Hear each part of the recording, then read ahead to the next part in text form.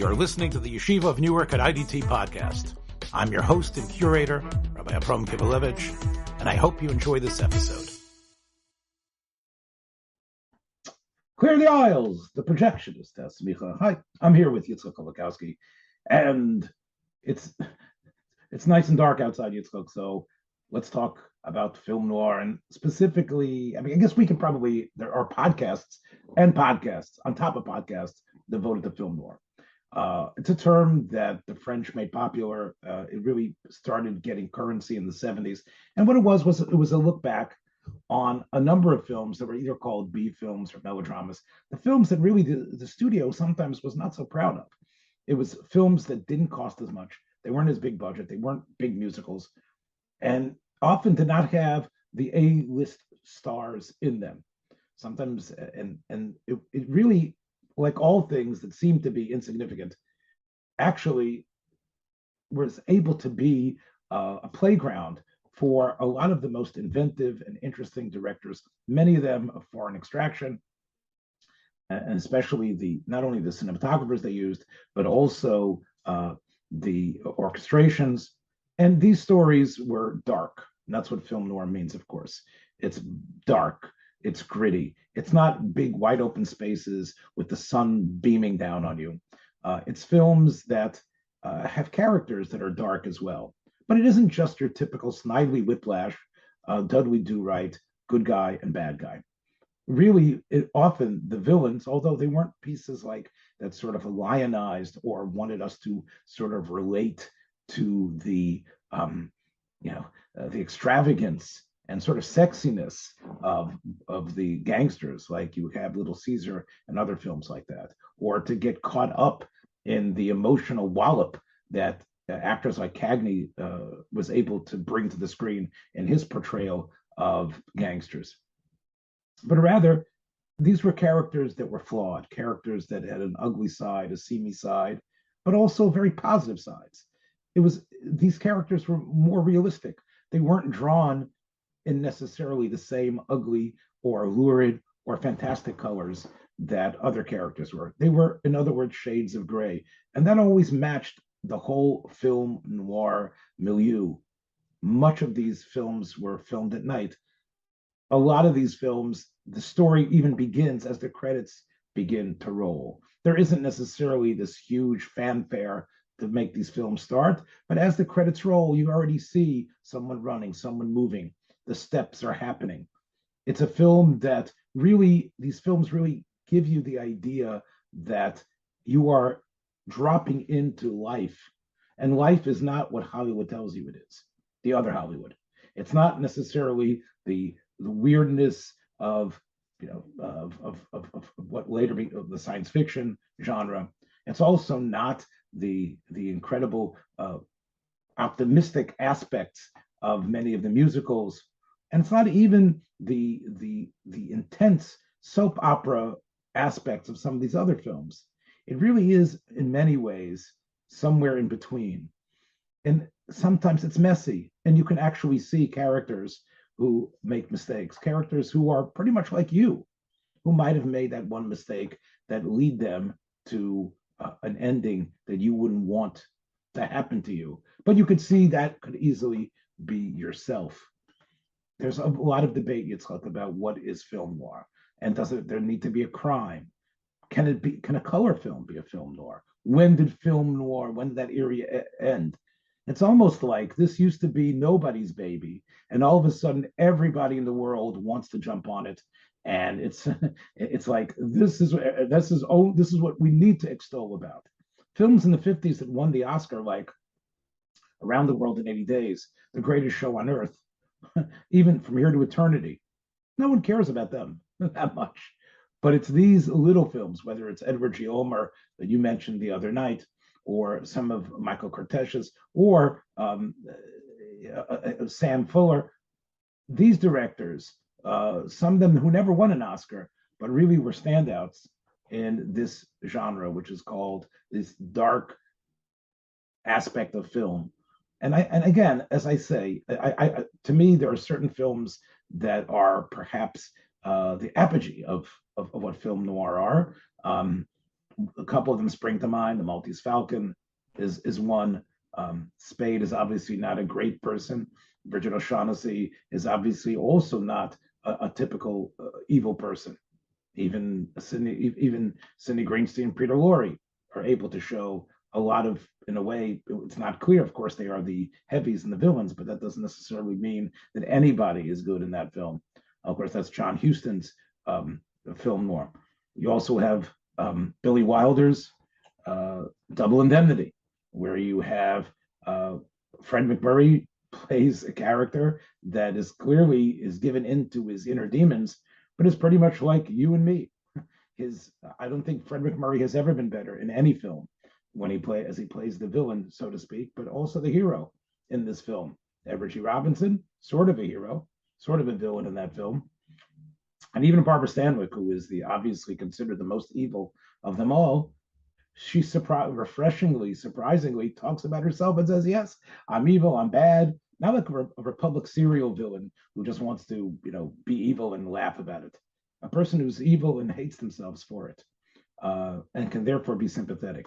So these classic noirs that I'm talking about that really develop almost exponentially during the 50s. And now we look back at them, and people like Eddie Muller and others have a career pointing to them and telling about them. We want to touch tonight on some of them that you might not have necessarily classified as noir, but I think are. And I want to talk specifically about a director who I haven't been mentioned yet, and we haven't really talked about him yet, despite the fact that we always try to have a Jewish slant on whatever we're doing. And that is the director Otto Preminger. Otto Preminger was born in Višnitz. He lied a lot about where he was really from, but everybody knew that he was a Jew, and everyone knew that whether he was escaping Nazism, he definitely was escaping the terrible life that the Jews were subjected to in Europe. And he came to the United States. And just like Billy Wilder and many other Jewish emigres, became extremely successful in Hollywood, producing, I guess, the film that really made his name, although he made some earlier films in the 30s.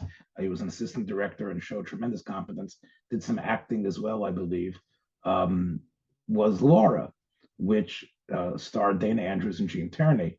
And this was a film that was a surprise box office hit. It was a tremendous smash. In fact, many people consider it the best film noir of all time. And it really is about a murder that really didn't happen. And again, I'm sort of giving some stuff away here. And Preminger really enjoyed making the film. And to my mind, a lot of the things that Otto Preminger did from 1944 on till I think his last films that were, I think, in 1970, or I think Bunny Lake is Missing. I think that might be one of his last films, or Skidoo. These are some films that he made towards the end of his life. They all have a certain aspect of not only surprise, which Laura, of course, has, but also of what I think is the main nakuda, the main point of film noir, which is balance. That it's not good or bad, but somewhere in the middle. And as just like in Laura, which of course he made his name with Dana Andrews' obsession with this dead woman is strange. He's in love until, of course, Gene Tierney ends up being alive, but it's something that's weird and almost kinky. It's yet realized as a tremendous romantic connection to someone who's not even there. He's able, Preminger, I think, throughout his career, to deal with themes and be able to really surprise the audience with where he's going. I think that, again, I don't have all his films in my head right now, but the films that I think that there's one I want to talk about specifically tonight. But before I do that, the films that two of the ones that he's most well known for, besides Laura, are Anatomy of a Murder, which was 1959. And we've talked about that film in large part, but we talked about George C. Scott, and we talked about what Preminger does there and Jimmy Stewart's role there. And of course, this was a film that might be, and I think most people think, is the greatest American courtroom drama film, despite all the other films that have happened till now. The most realistic, and in a way, the one that you don't really get. Is the guy a villain? Is he a hero? The guy that was on trial, is he just a surprise? Was he justified in killing the owner of the bar because his wife seemed to have been raped? Was his wife really raped or not? Many of those questions are never answered in the film. They're only implied. Of course, it was based on a bestseller. But one thing Preminger wanted to do was have exactitude. And he filmed it, of course, in the Upper Peninsula in Michigan, where the events took place. And he used various locals from that area in order to give it a sense of verite. And again, it was probably Jimmy Stewart's last great film role. It was coming on the heels, of course, of Vertigo and other films. I think in the 60s, he was pretty much doing a lot of, referencing himself. Here was a film that even Jimmy shows some unlikable characteristics. But I don't really want to talk about that. Remember, the other film is a film, Yitzchak, that meant a lot to me growing up. I'm not sure if it did for you. It was Exodus. That was the film that, here's a film about Jews, here's a film about Israel. Before Fiddler on the Roof hit the scene in 71 or wherever it was, the Norman Jewison's Fiddler on the Roof, I think 71 is when it came in the film. Exodus was the Jewish film. There was another one called Cast a Giant Shadow that was a couple of years later, and the story of Mickey Marcus. But Exodus was the film that everyone connected to Judaism, to the state of Israel. Ernst Gold's theme of Exodus, da-dum, da-dum, da-dum, dum, dum, da-dum, right? Everybody knows the theme of Exodus. And of course, the story of Exodus, which is a tragic story, of course, of a ship that wasn't allowed to enter into port and had to be pushed back, and Uri Ben Canaan, played by incomparable Paul Newman, who at that time was at the crest of his stardom. But what's interesting about Exodus was it isn't, although Preminger was a Jew and never denied it, and it was very much not necessarily extolling the greatness of Israel. Unlike Cast a Giant Shadow and some of the other films that were super pro-Israel, very much supportive of what was going on, Preminger was willing in Exodus to give you a sense of perhaps the Arabs had a case, maybe the English had a case, and maybe the Jewish rashness and some of the actions that the Jewish people took in order to ensure that they would get the state of Israel, and the fighting that they did, the Haganahs, although again the Stern Gang is not mentioned there, but what the Haganah was doing, and that is Paul Newman's role, you don't necessarily like them, and you actually see them as somewhat despicable. Now, of course, that's been pretty much standard now when Israelis are put on the screen. Now we get to see the sense that maybe they are stepping on the heels of the Arabs or denying convention. But it wasn't just the long-suffering Jew who's finally getting what he deserves. And it was incredible, again, that here was a Jewish director who was doing that. And the film, of course, was not a film noir, but it's a film that, is the state of Israel a great thing? Is everyone doing it for the right reason? Exodus was surprisingly, again, I wish it wouldn't be that way, but Exodus was not that. Exodus was even-handed. And I think that's really that balance Preminger is about. And he really shows this in the way he moves his camera. In the film I'm talking about particularly, most people would not have called this a noir. It's based on a woman's novel called, the name of the novel is called Daisy Kenyon. Daisy Kenyon was a popular bestseller about a woman who was involved in a triangle. She was in love with a man who was tethered to a loveless marriage, where that man was a doting, wonderful father, but as a business person, he was a lawyer who was aggressive, who didn't care about people, who pushed people around, who thought he was the smartest person in the room, who was the definition of arrogance. But Daisy is hopelessly in love with him. And although he keeps on pushing her off as if that he's going to divorce his wife, he never does. And she lives in an apartment that he comes to visit as her paramour. And because out of frustration, and perhaps because she realizes that maybe this is a dead end, she starts up with another person, a soldier, Peter Lapin. This is his name, and the soldier is someone who has just returned from World War II, someone who has lost his wife before even World War II, who seemed to sign up in order to forget his wife, a person who was haunted not only by the tragic death of his wife years before, but also by the horrible things that he had to do as a soldier. And somehow he pushes himself, this soldier does, this highly decorated soldier, onto Daisy, and in a state of inebriation tells her how much he loves her, and in a way causes, it pushes himself into this relationship. She, of course, marries him, but still is in love with this other fellow. And that's this triangle sounds like typical feminine at that time or women's flicks. Not what a film noir should be about. Nobody is shot, nobody is killed, there's nobody that who has somehow committed a crime and therefore is trying to cover something up. There's nobody who's in a relationship that's necessarily going to lead them to the hooskow. Yet this film was directed by Preminger totally as a noir, and I'll explain why. First of all, the actors that play the main roles. Daisy Kenyon is played by Joan Crawford.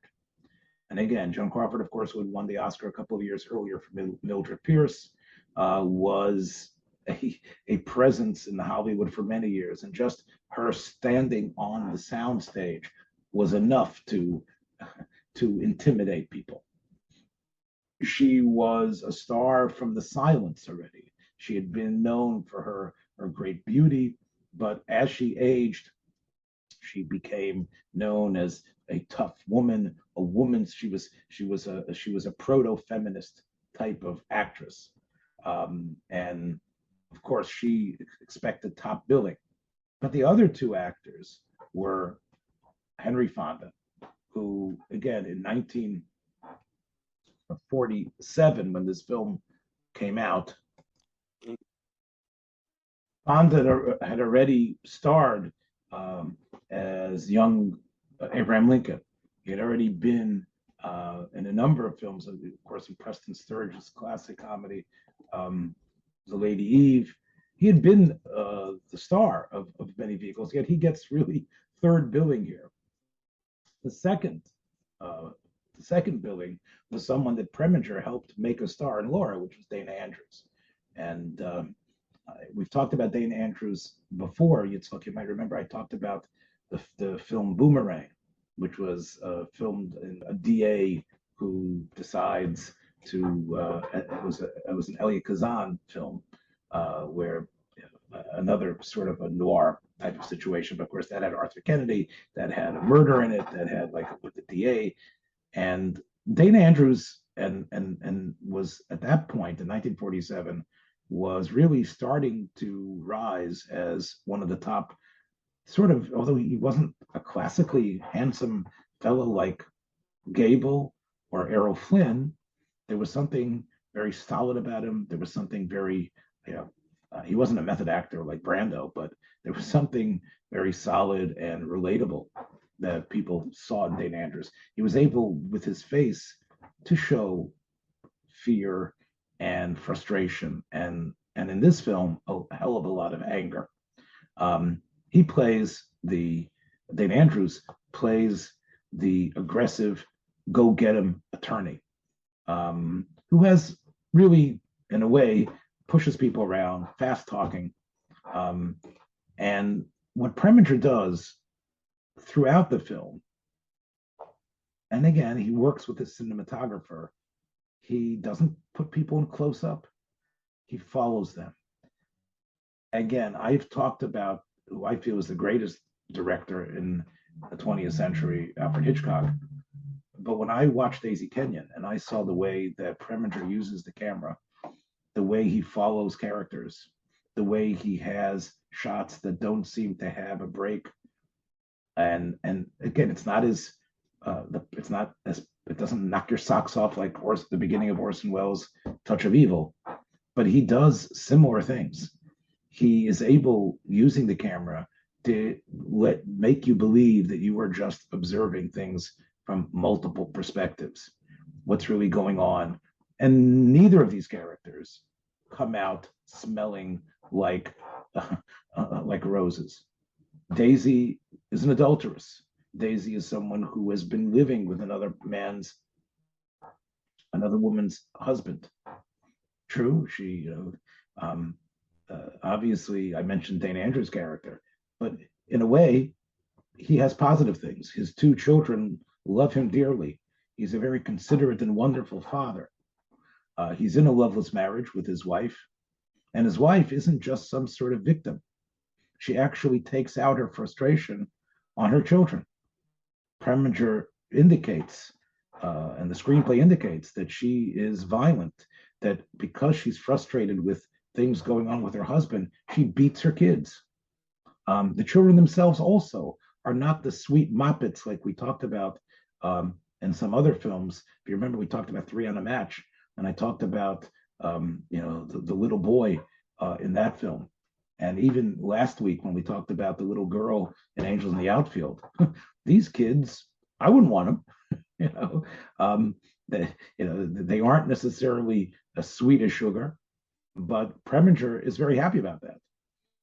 Preminger has a scene, for example, where after Dana Andrews' wife listens on the party line and hears him profess his love to Daisy, the Joan Crawford character, she starts speaking into the phone in a sort of histrionic way.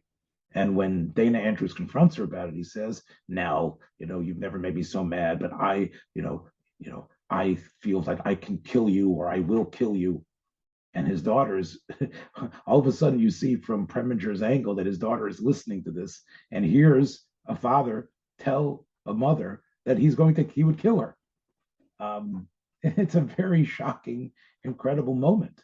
Of course, he doesn't mean to, but yet the fact that someone can be so intense and so angry, and the child should be able to see it. There is the Dana Andrews character has a little bit of a conscience, not only about his children, but he also, and this I think is the first film to ever in Hollywood to take on and to speak about the causes of the Japanese Americans, the Nisei, whose homes were taken away, who were sent to concentration camps, because he goes out to California to take a case in order to defend a Japanese American citizen. I don't know if there's any film before this, up to this point, that had ever really put that issue on the table the way this film did. You don't see the Japanese person, you don't see the trial, but at least you see that he's trying to find a conscience of some type. When he loses the case, instead of becoming some noble person like Jimmy Stewart in Mr. Smith Goes to Washington, he just becomes sullen and bitter and wants to start up again with Daisy, who, of course, by this time has married the soldier played by Henry Fonda. And what's incredible about the film is the surprisingly adult dialogue, despite the fact that the Hays system of censorship, and Joseph Breen and the others that were monitoring these films. And this is really, I think, something that Preminger consistently tried to do, which was push the envelope of censorship. He wanted a film to be honest. I saw, and I didn't prep for this podcast by rewatching it, but I think about 10 or 15 years ago, I watched Preminger and Buckley on Firing Line, where Buckley, of course, was very much against any sort of he was against film pushing its way into the pornographic. He debated Preminger about themes that are extremely adult parts in his films. And Preminger spoke about why it was so important as a filmmaker. Not because he felt that we needed to throw lewd scenes at people, but because film had to more than just approximate what real life was. And in Daisy Kenyon, although you would say it's just a typical film, they talk very freely and openly. They don't necessarily use what we would call the illegal words, but you definitely have an affair. You definitely have people talking. Again, beating their children. You have a film that is realistic.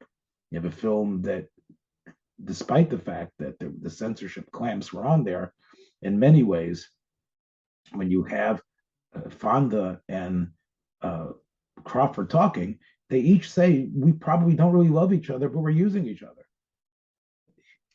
He's the rebound for her, and she's the rebound for him. And they both need each other because they're both in pain.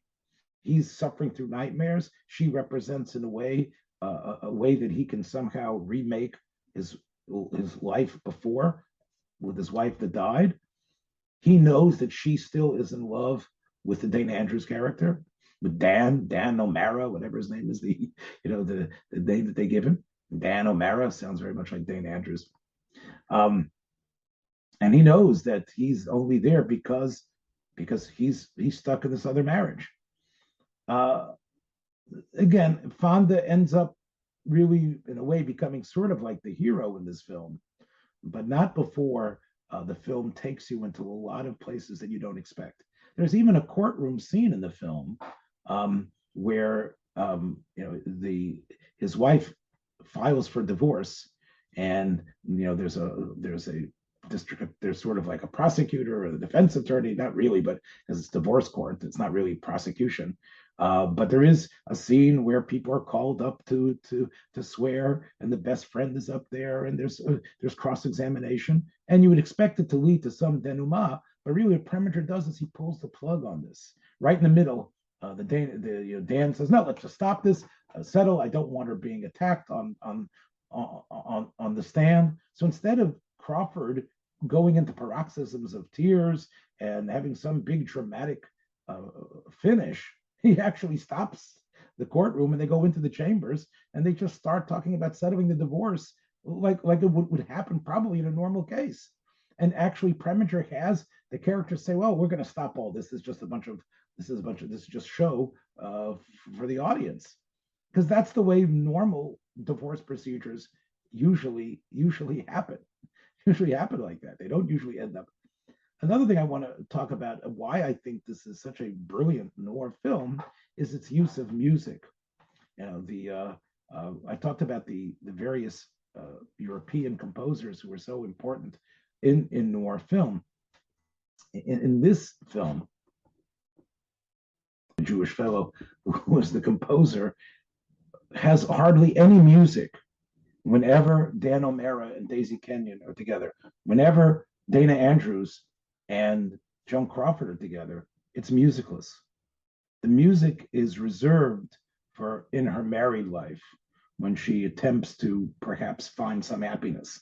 And that's a very, instead of having this melodramatic music really telegraph to you what's going on, you could tell that this is people who have lust for each other, but probably aren't good for each other, who probably aren't meant to be that way. And I think it was a very, it's a hop for a director when he wants his music, how he moves his camera. It isn't just like Ed Wood deciding, okay, let's just get Tor and Elvira and let's just put everybody there and go. You can see how carefully structured Preminger was here in this film. And although, as I said, it's sort of perhaps there are people that won't be so happy about the way it ends, but I think it actually comes together very nicely, and it's extremely watchable. And even though if someone would ask me, "Okay, is this what you want? You want to watch a film about a triangle?" Yeah. Uh, I'll tell you, in Preminger's hands, I think it's incredible just to see the quality of what he's able to do. Um, and I would say, so and this is going to be a little bit your segue here, that he saw in Dana Andrews quite a bit, and of course, he used him in Laura, he used him in Fallen Angel, and I think writing all these successes, I think Dana Andrews in the '50s was someone that was turned to quite a bit as along with John Dahl and others, as if we could, he should be our leading man. And I also, of course, want to mention When the Sidewalk Ends, which is where Dana Andrews plays a character also driven by anger with his parents being his father being a criminal, and he actually is a violent person towards all criminals, and he ends up killing a criminal accidentally and then trying to cover it up. So Dana Andrews was, I think, very much indebted to Preminger. And I know that you've got a film where Dana Andrews was the star, and in many ways, I don't know if he carries the film, but it's crucial for that. Worked with Preminger in Laura as well, so he had a long history of working with him. They say Raxon, he got his start actually helping Chaplin compose the music for Modern Times, because Chaplin tried to style himself as a composer, but he really had a lot of ghostwriters helping him. And right, he although I think people say he wrote Smile. Raskin and others really helped him put the notes down. I think it was more like Chaplin's let it sound like this, but I think you're correct. Raskin was the true composer, while Chaplin Dana was Andrews sort of started. When you mentioned Dana Andrews, and it's a movie that also you can ask, is this noir? Because usually noir is not horror, not science fiction, not fantasy, but the person that we're talking about here, the director of the film, who was Jacques Torner, kind of straddled those worlds of the science fiction and fantasy mixed with noir.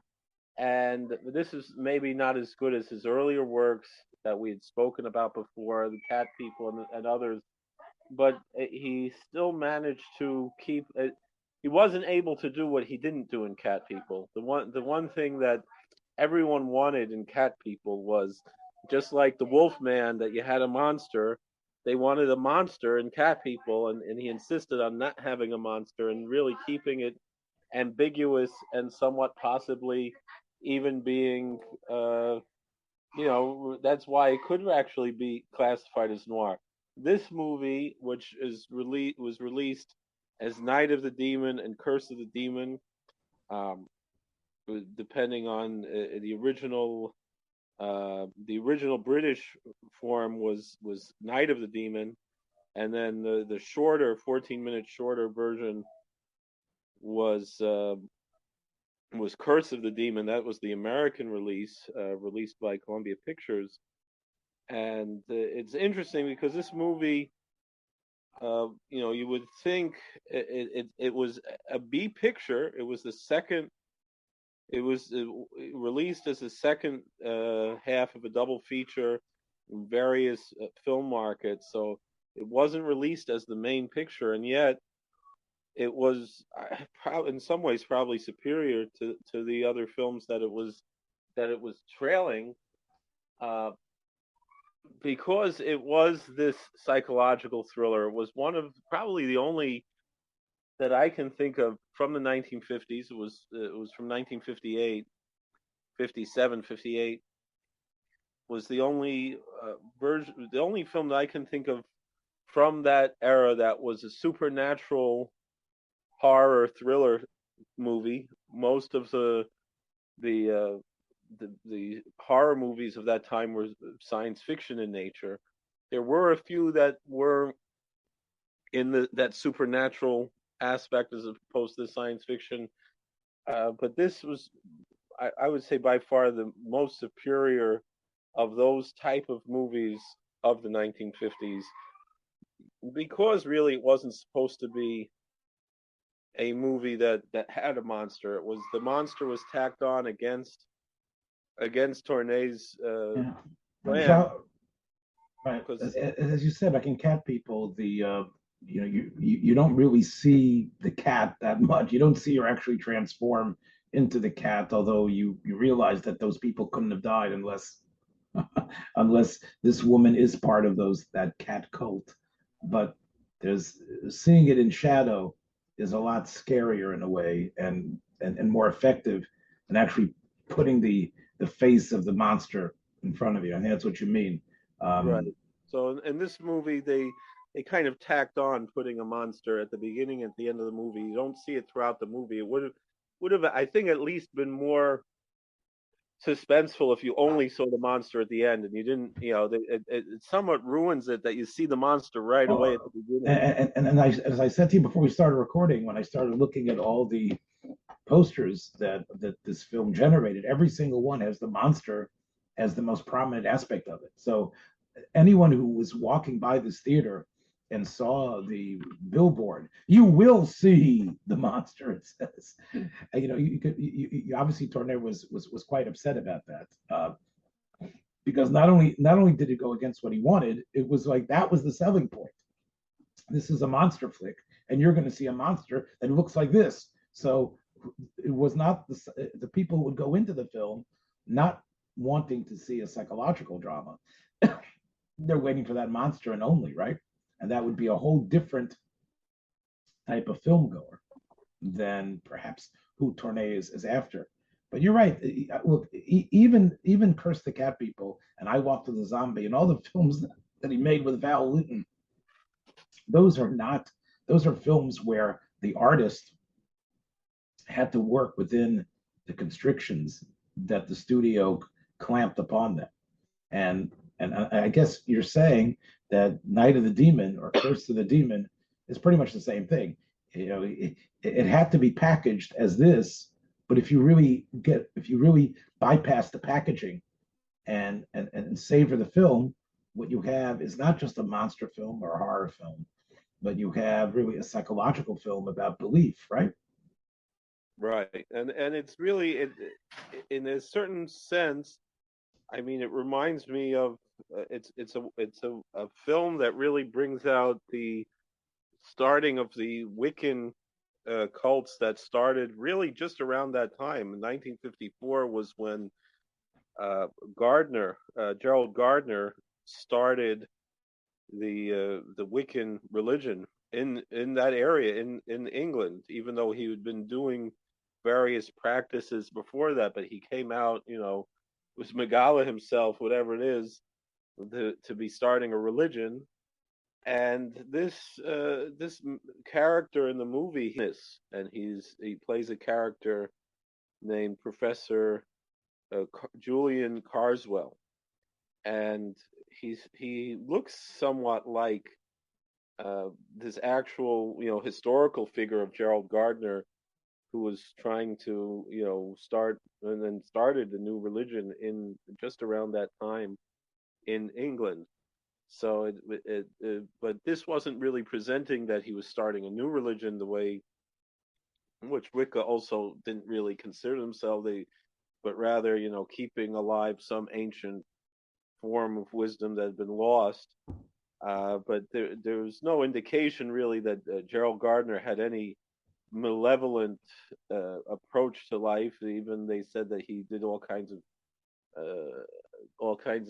witchcraft to try to help England win World War II and fight against the Nazis using the same occult that maybe the Nazis were using on their side. So, of course, to make it work though in the U.S., we have to do the ploy of bringing an American into England, right? As we've seen in some other films. That's Dana Andrews' character is this American he's a journalist, and who's there to debunk this religious leader, right? He's there because he doesn't believe in this. He's a big skeptic, and that's his whole mission, is to debunk all of these weird claims that are being made about this rather innocuous seeming character of Carswell. I think that's what really makes him the most frightening, is that he has an extremely dark side, that he wants to take revenge, and he'll put on a piece of parchment, write some runes, and if he gives it to someone, then the demon will come and attack and kill the person. And we see that's what we see the beginning of the movie. So nothing is being hidden from that. We see that it works. We see that this other professor, Professor Harrington dies. He dies from this curse after he got this little piece of cloth, and then so Harrington's daughter meets Dr. Holden, and there you have Peggy. Now we have the love story here, where Peggy Cummins becomes, somehow she turns to Holden as and Dana Andrews here plays the hero, right, in a way. Yeah. And he's supposed to perhaps expose or figure out, but then he comes to realize, correct, that again, without, I think it's not spoiling things to say that Carswell is able to slip the piece of paper with the runes on it that'll bring the demon into Dana Andrews's pocket, right? Right, and that was the whole thing. And he warns him, at this date and this time at midnight, that's it, you're gonna die.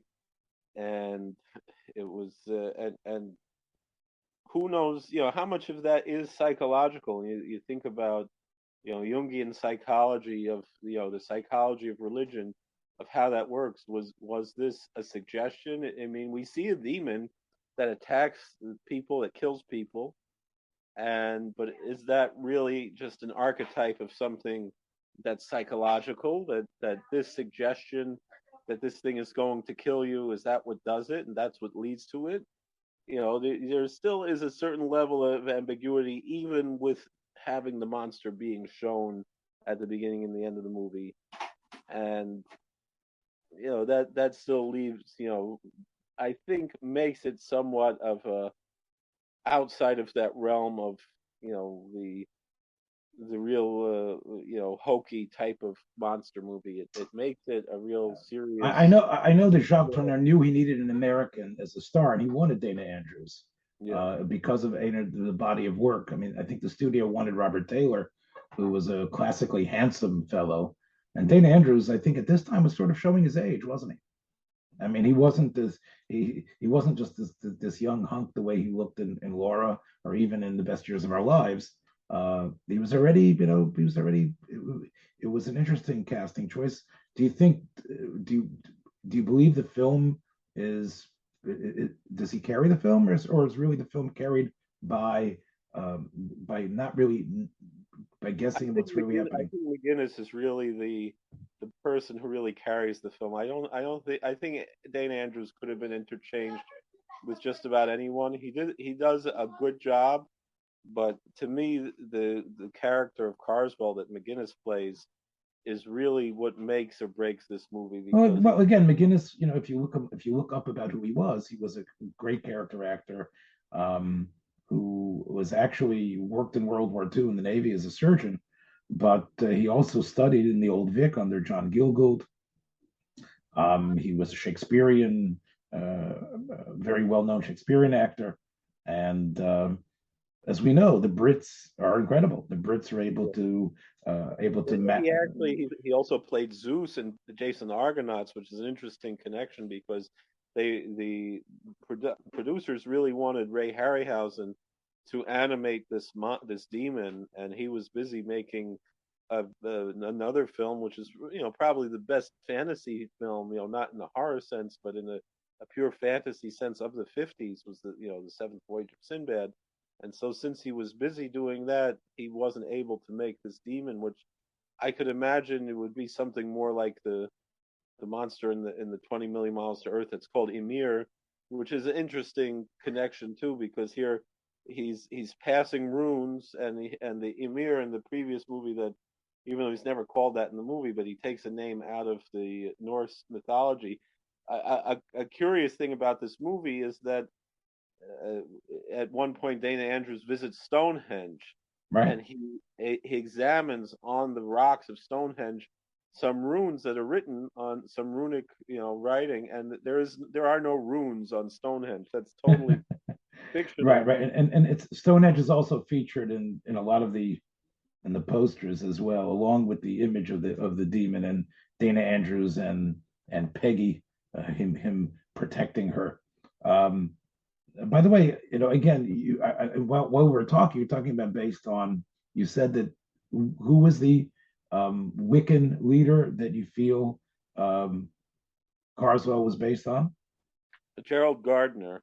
He looks almost like the way that he makes him look. He looks very similar, though. Again, Gardner, I think, was more of a. I think that is also part of the story here, is that this Carswell presents himself to be a friendly person, someone who plays a clown for children and does magic acts, and yet there's something very dark behind that, and it's. Yeah, I see that in some reviews, people believe that he was actually based on Aleister Crowley, who of course was the occultist, perverted Kabbalist of that time as well. So and Gardner learned from Crowley. Crowley was much darker, was much more. Oh yes, Crowley. More to him. Yes, Crowley was. He enjoyed hurting people, using his craft. And I think he does share a little bit of a sort of a Crowley look. He does have looking at the pictures of him. But again, I think part of what you're emphasizing here, and I would agree with you that Dana Andrews, as I saw it in the film Boomerang, he really did a workmanlike job in almost everything he was in. I think Preminger was able to bring him out, his real acting chops. And in ways that others can't. And I guess that's really depends, again, on how you shoot someone, how you shoot the scene, what you want him to come out. I think he could do emotion all right, but he was not a great icon.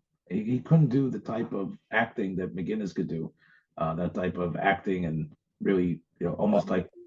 Probably the strongest thing that he does was when he talks about very personal things, memories from his childhood, that like how he said, every other kid, was scared of walking past a black cat, or walking under a ladder. Walking under a ladder, all these superstitions. And he would be the one who Badavka would do it just to show that he wasn't scared. And that was his whole personality. And when he brings that out, I think he brings it out in a very real way, in a very personal way, that you do find that to be. Well, there's no doubt about it that like I said, he's not off-putting. He's an everyman. I think that's really the point of Dana Andrews. Dana Andrews is an everyman that I think you could relate to. Maybe less than Henry Fonda, who, of course, that was his bread and butter, whether it was in Mr. Roberts or in The Third Man, and in The Wrong Man.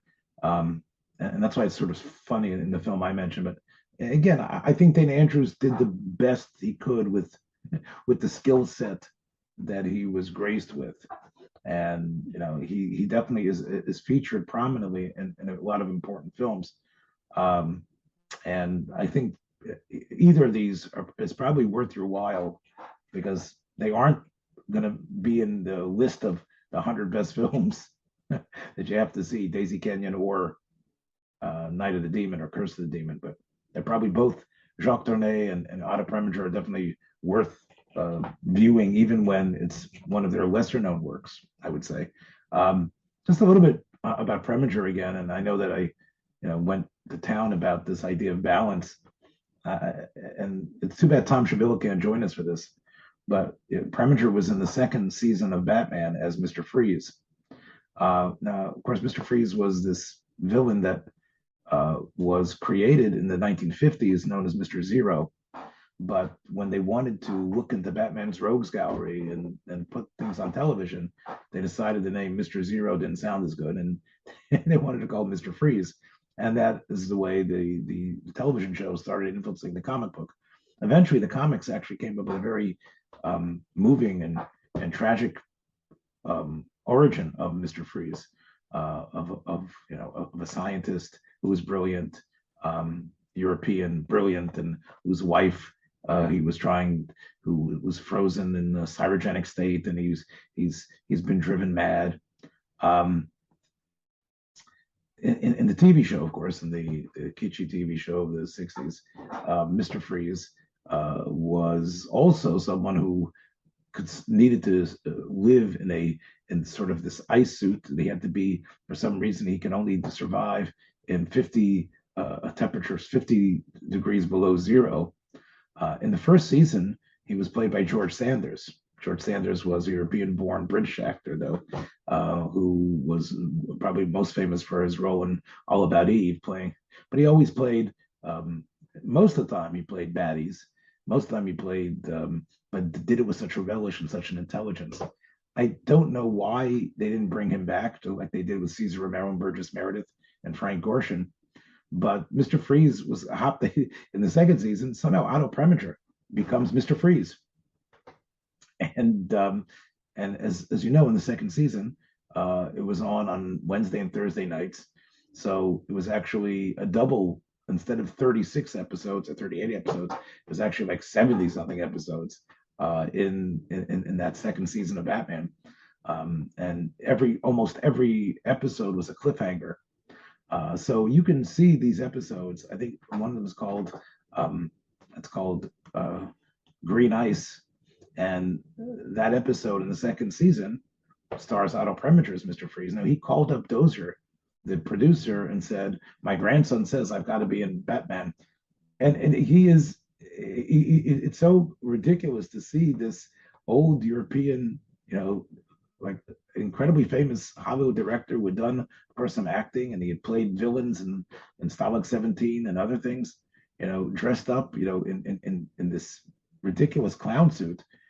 He refused to wear the helmet that George Sanders wore as Mr. Freeze, and he talked like Batman. We'll see what the Batman wants. And it was supposedly Adam West and Burt Ward were very turned off by Preminger, and so was almost everybody on the set. And yet, if you decide to avail yourself of that program, that two-parter, you'll see it's also about balance. It's true. He wants to, hold the city hostage for $1 billion. But what he first wants to do is put Batman out of business and to indicate to the world, of course, through nefarious ways, that Batman is really out for glory, that Batman is on the take. Batman is not a hero, that Batman and Robin are really not who you think they are. And I think that this, again, I think I don't know if Preminger read the script before or had approval, but I think that's part of why he wanted to do it. I think obviously Batman is played for laughs, but I think the plot of a hero not really being a hero being exposed as a non-hero.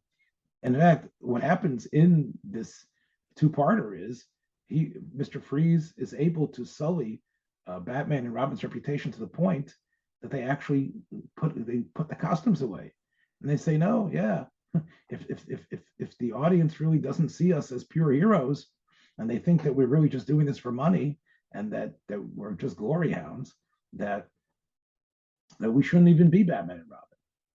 And to me, that is pure Preminger.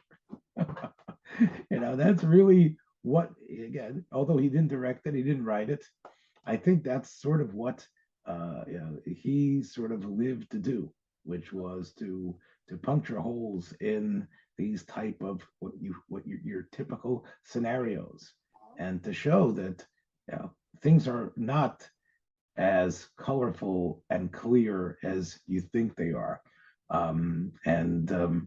I think that's he really was able to turn Batman into Bitman. I think that's again one of his lesser accomplishments. But I think for many people, and I think it's probably for myself, the first time I ever saw Otto was probably in when I watched those two episodes. Wait, so long ago. It's great, I think, when we can revisit things like this and realize that it's like that life is not as as black and white and cut and dry and colorful. And I think going back to these films can sometimes teach us how to navigate through the gray period. So that's about it, my friends. We'll catch you hopefully next time. Take care, everybody. Be well. Thanks for joining us for another episode from the Yeshiva of Newark at IDT Podcast. Be sure to subscribe on your favorite podcast app so you don't miss a single episode.